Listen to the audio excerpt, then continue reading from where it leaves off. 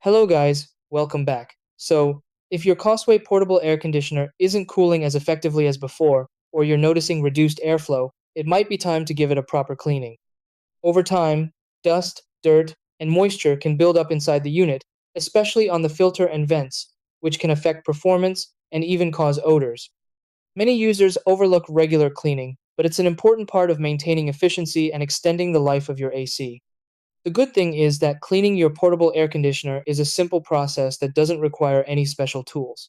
Once you do it properly, you'll notice better airflow and improved cooling right away.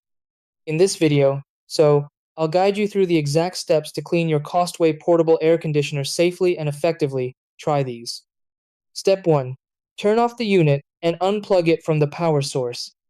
Step 2. Remove the air filter from the back or side panel. Step 3. Wash the filter with water to remove dust and debris.